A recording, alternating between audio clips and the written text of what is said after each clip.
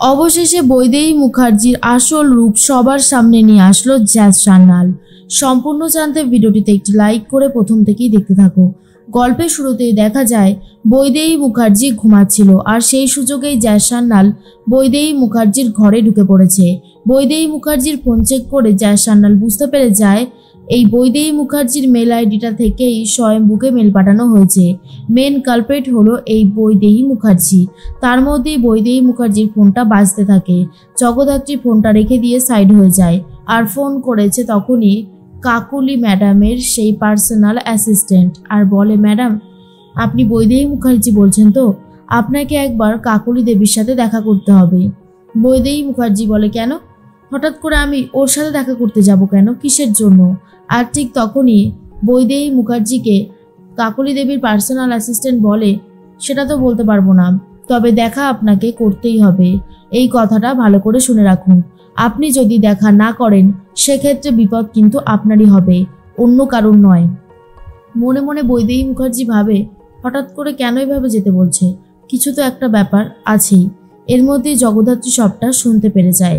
জগদ্ধাত্রী ভাবে কাকলি দেবী পুরো চেনের মতন সবাইকে নিজের দখলে টেনে নিয়েছে, আর লাস্টে খেলা ঘোরাচ্ছে কাকলি দেবী। আশা করি এবারে আমি সব সত্যিটা সামনে আনতে পারবো খুব শিগগিরই। সামনে তো আমাকে আনতেই হবে। যেভাবে কাকলি দেবী সবটা শুরু করেছে তা শেষ করব আমি। হ্যাঁ, শেষ আমাকে করতেই হবে, যেভাবেই হোক না কেন। এর মধ্যেই গুঞ্জনরা সবাই মিলে ঘুম থেকে উঠে পড়েছে। সকাল হতেই সবাই ব্রেকফাস্ট করতে বসে পড়ে, আর এর মধ্যেই ভার্গবী মুখার্জি খবরের কাগজ পড়তে থাকে, আর সেখানে বড় বড় করে লেখা জ্যাজ সান্যালের সমস্ত কাজবাজের কথা লেখা রয়েছে, যে জ্যাজ সান্যাল ঠিক কতটা সাহসী, তার সমস্ত ভালো দিকগুলো তুলে ধরেছে কৌশিকী মুখার্জি। আর এসব পড়ার পর ভার্গবী বলে, সত্যি আমাদের বাড়ির বৌমার জন্য আমাদের গর্ব হয়। জগদ্ধাত্রীর মতন কি আর সবাই হতে পারবে? সে একজনাই, তার নাম জ্যাজ সান্যাল। তখনই দিবানাথ মুখার্জি বলে, ঠিক বলেছ, আমারও না এটাই বলবার ছিল, আমাদের জ্যাজ সান্যাল একাই 100। এর মধ্যেই বৈদেহী মুখার্জি চলে এসেছে আর বলে, দাদা, গুঞ্জন, তোমরা সবাই এখানে আছো, একটা কথা বলি। জ্যাজ সান্যালকে এত তোল্লাই দেবার মতন কিছু হয়নি। ও এই বাড়ির বউ, আর এই বাড়ির বউ হয়েও থাকুক। তখনই ভার্গবী মুখার্জি বলে, হ্যাঁ রে, তুই সবসময় এরকম কথাবার্তা বলিস কেন? জগদ্ধাত্রী যদি কিছু ভালো কাজবাজ করেই থাকে তাহলে তোরই বা এত আপত্তি হচ্ছে কেন, সেটাই তো আমি বুঝতে পারছি না। এর মধ্যেই বৈদেহী মুখার্জি বলে, দিদিভাই, তুমি কেন বুঝতে পারছো না? এই মেয়েটাকে আশকারা দিলে এই মাথায় চড়ে বসবে। তার মধ্যে জগদ্ধাত্রী চলে এসেছে। প্রথমেই দিবানাথ মুখার্জির স্যুপ দেয়, তারপরে কফি দিয়ে দেয় ভার্গবী মুখার্জির, আর বৈদেহী মুখার্জির জন্য ফ্রুট জুস রেখে যায়। ঠিক তখনই ভার্গবী মুখার্জি বলে, দেখেছিস ও কতটা ভালো কাজ করে, ঠিক সময় মতন সব কিছু দিয়ে যাচ্ছে, আর তুই শুধু শুধু এরকম করিস। প্লিজ এরকমটা করিস না, বুঝতে পারলি? বৈদেহী তখন বলে, আর কি করব না বলো তো? হ্যাঁ, আর এই যে জগদ্ধাত্রী, শোনো শোনো, তোমার সাথে তো কথা আছে।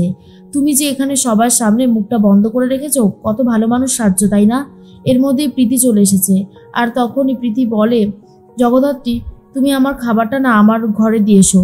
আমি তো একটা বাচ্চা দেখাশোনা করি, ওকে সামলাই, আমি ওর মা। আমি ওর কাছ থেকে বেশি দূর গেলেও চিৎকার চেঁচামেচি শুরু করে দেয়। তার থেকে বরং আমি ওর কাছে থাকি, তুমি বরং আমার খাবারটা দিয়ে এসো। ভার্গবী তখন বলে, সে না হয় দিয়ে আসবে, কিন্তু বৈদেহী, তুই এটা কেমন ব্যবহার করছিস জ্যাসের সাথে? কি হয়েছে বলতো? বৈদেহী তখন বলে, কারণ আছে দিদিভাই, কারণ আছে বলেই বলছি। ও যেমনটা দেখায় সবার সামনে ভদ্র, নম্র, সভ্য আর অফিসার বড়, কিন্তু ও যেভাবে থাকে, যেভাবে দেখায়, তার বদলেও ওর একটা আলাদা রূপ আছে। আর বৈদেহী মুখার্জি বলে, কি বলছিস? আমি কিছু বুঝতে পারছি না। এরকমটাই তো তুমি বলছিলে না? আজকে রাতের বেলায় ও আমার ঘরে গিয়েছিল, তুমি কি সেটা জানো? এর মধ্যেই অবাক হয়ে গেছে সবাই, আর বলে, কি করে সম্ভব সেটা? জাস কখনো এরকমটা করবে না। তখনই জগদ্ধাত্রী মনে মনে ভাবে, আমি যে গিয়েছি সেটা বৈদেহী মুখার্জি কি করে জানলো? আর তখনই বৈদেহী মুখার্জি বলে, তুমি এটাই ভাবছো তো আমি কি করে জানলাম?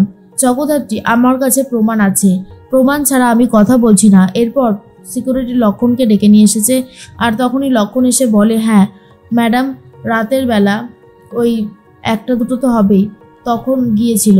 এর মধ্যেই মনে মনে ভাবতে থাকে জগদ্ধাত্রী, উফ, এই পয়েন্টটা আমি কি করে মিস করে গেলাম। বৈদেহী তখন বলে, আমি লক্ষণকে আগেই বলে রেখেছিলাম জগদ্ধাত্রীর চাল চলনের ওপর নজর রাখতে। তুমি অনেকটা সময় আমার ঘরে ছিলে, কি করছিলে তখন? বলো, চুপ করে থাকবে না, কি করছিলে? এর মধ্যেই চন্দ্রবদন বলেছিলাম না এই মেয়েটার স্বভাব চরিত্র ভালো না, কেন যে এই মেয়েটাকে এই বাড়িতে রাখা হয়েছে কে জানে। ভার্গবী তখন বলে, জগদ্ধাত্রী তুমি নিশ্চয়ই তোমার কাজের জন্যই গিয়েছিলে তাই তো? আর বৈদেহী, তুই কালকে রাজনাথের সাথে ছিলিস না? বৈদেহী তখন বলে, না দিদিভাই, আমি কাল রাত থেকে আমি ঠিক করেছিলাম যে আমি নিজের মতো নিজে থাকবো, আমি রাজনাথের ঘরে ছিলাম না। ঠিক তখনই জগদ্ধাত্রী বলে, শুনুন আমি আপনার ঘরে কেন গিয়েছিলাম, আমি যদি এখন অনেক সত্যিটা সামনে নিয়ে আসি তাহলে আপনাকে ডিপার্টমেন্টে তুলে নিয়ে গিয়ে ইন্টারোগেট করতে হবে, সেটা কি আপনি চাইছেন? বৈদেহী বলে, জগদ্ধাত্রী বলে মারবে বলে হাত তুলেছিল। ভার্গবী বলে, কি করছিস কি তুই? তোর কি মাথাটা পুরোপুরি খারাপ হয়ে গেছে? ও এই বাড়ির বউ, তার উপরে আবার প্রেগনেন্ট, তুই এই অবস্থায় ওর গায়ে হাত তুলবি? তখন বৈদেহী বলে, পারছি না দিদিভাই, ওর কথা আর সহ্য হচ্ছে না। তখনই জগদ্ধাত্রী বলে, আপনি তো কিছুই খুলতে পারেন না, ইমেল আইডি, তারপর সোশ্যাল মিডিয়ার পেজ, চ্যানেল, যাই বলুন না কেন। আপনি হঠাৎ করে কাল রাতে যখন বললেন যে আপনি মেল আইডি খুলে খাবার অর্ডার করেছেন, তখনই আমার একটু সন্দেহ হলো, ব্যাপারটাকে একটু বেশি জোরালো করে দেখতে চাইলাম, তাই আমি রাতের বেলায় আপনার ঘরে গিয়েছিলাম সন্দেহবশত। তারপর যখন আপনার ফোনটা দেখি তখনই বুঝতে পারলাম আপনি সেই মেল আইডি ইউজ করছেন যেই মেল আইডি দিয়ে স্বয়ম্ভুকে মেসেজ করা হয়েছিল, মেল করা হয়েছিল। আর সেই ফোন নাম্বারটা অবশ্য দেখিনি, কিন্তু হ্যাঁ, মেল আইডিটা কিন্তু আপনার ছিল, যেখান থেকে আপনি মেলটা পাঠিয়েছিলেন। বুঝে হোক না বুঝে হোক কাজটা আপনি করে ফেলেছেন মা, এর জন্য আপনার শাস্তি প্রাপ্য। আমি একটা কথা বলতে পারি, আগামী 3 দিনের মধ্যে আমি আমার স্বয়ম্ভুকে ছাড়িয়ে আনবো, বেকসুর খালাস করিয়ে আনবো, কিন্তু জগদ্ধাত্রী মুখার্জি এটা বলতে পারবে না বৈদেহী মুখার্জির কি হতে চলেছে। বৈদেহী মুখার্জি একটা ক্রিমিনালের মতন কাজ করে ফেলেছে। এরপর বৈদেহী ভয় পেয়ে যায়।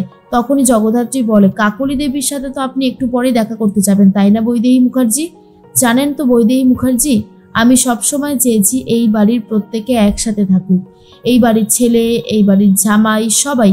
কিন্তু আপনি আপনার ছেলেকে নষ্ট করে দিয়েছেন, আপনি আপনার ছেলের মাথায় কুবুদ্ধি ঢুকিয়েছেন, তার জন্যই এই সব কিছু হয়েছে, সেটা আমি হাড়ে হাড়ে বুঝতে পারছি। আসলে আপনি যদি ঠিক থাকতেন না তাহলে আজকে এই দিনটা দেখতে হতো না, কিন্তু আপনি নিজেই অপরাধী, তাই আপনার ছেলেকে আর আপনি কি করেই বা শেখাবেন? জানেন তো মা, আমি বিয়ের পরে এই বাড়িতে এসে মা বলে আপনাকেই ডেকেছিলাম, আপনি আমার মা হয়ে উঠতে পারেন না, কিন্তু আপনি তো বলেছেন আপনি আমার মা কোনোদিনও হবেন না। কিন্তু আমি বলছি সবার সামনে, একটা দিন আসবে যেদিন আপনি নিজে থেকে আমাকে আপন করে নেবেন, যেদিন নিজে থেকে আপনি আমাকে সম্মান দেবেন। সেই দিনটার আর বেশি দিনের অপেক্ষা বাকি নেই, খুব শিগগিরই সেই দিনটা আসতে চলেছে, আপনি আমার কথাটা মিলিয়ে নেবেন। শুনেই বৈদেহী চমকে গেছে।